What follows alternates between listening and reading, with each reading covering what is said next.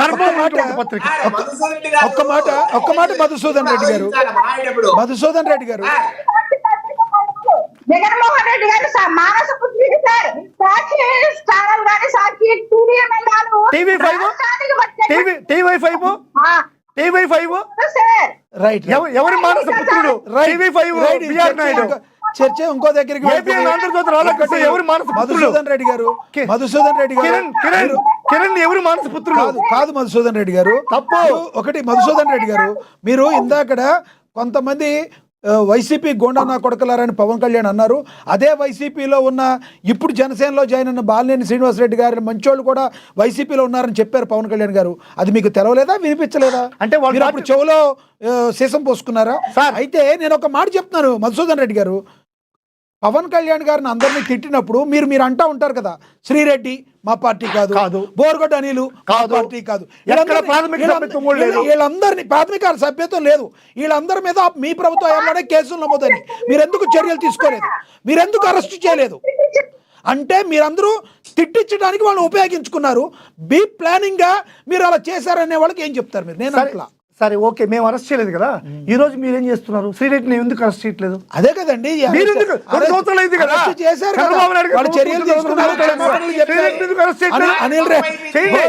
కూడా అరెస్ట్ చేశారు. సార్ మీరు ఎప్పుడు కూడా ఒకటి సార్, వైసీపీ నేతలు మీరు తెలివిగా మాట్లాడతారు, అధికార ప్రతినిధులు తెలివిగా గోండా నా కొడుకులు అని పవన్ కళ్యాణ్ గారు తిట్టిని చెప్తారు, కానీ వైసీపీలో మంచోళ్ళు ఉన్నారు అని చెప్పిన పవన్ కళ్యాణ్ గారిది మీరు ఎందుకు చెప్పరు?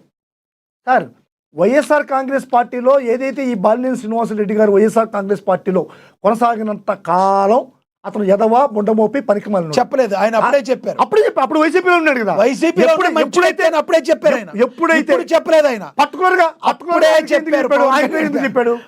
పర్టికులర్ గా ఆయన పేరు ఎందుకు చెప్పాడు? టాపిక్ మీద కంక్లూడ్ చేయండి.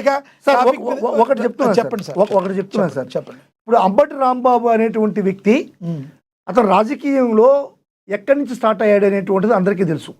అతను ఏదైతే ఈ యొక్క మన రంగా గారు ఉన్నారో, రంగా గారి శిష్యరికంలో ఆయన స్టార్ట్ అయినటువంటి రంగా గారి యొక్క ఆలోచన విధానంతో స్టార్ట్ అయినటువంటి అడుగుతున్నారు చూడండి.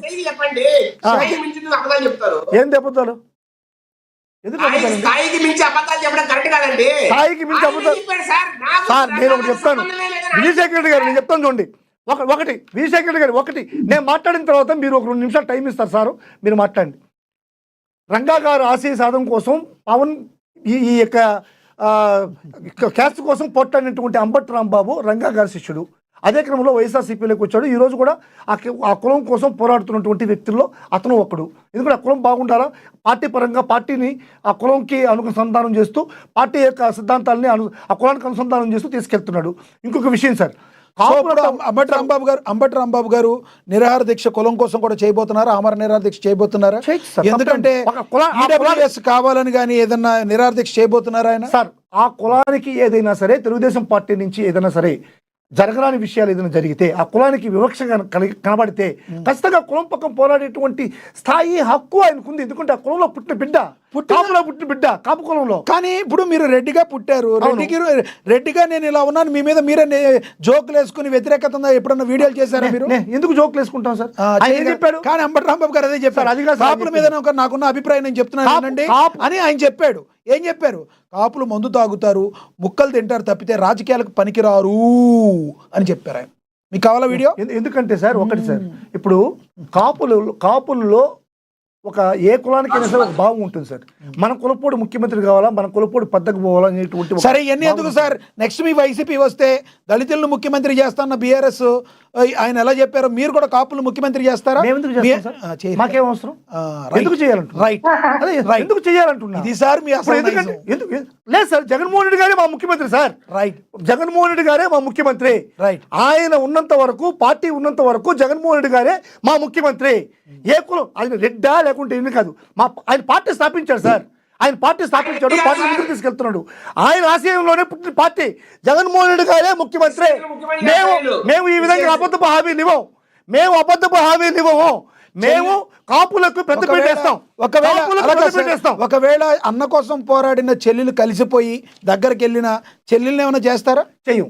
ఆవిడ కూడా ఎట్టి పరిస్థితుల్లో చేయం సార్. ఓకే. ఎందుకు చేయాలి సార్? మా జగన్మోహన్ రెడ్డి గారే ముఖ్యమంత్రి సార్. కలిసిపోయారని చెప్పి ఆమెకు పెద్దపీట వేస్తాం, ఆమెకు ఉన్నత స్థానం కల్పిస్తాం, ఒక ప్రత్యేకమైనటువంటి ఒక ఏర్పాటు చేస్తాం.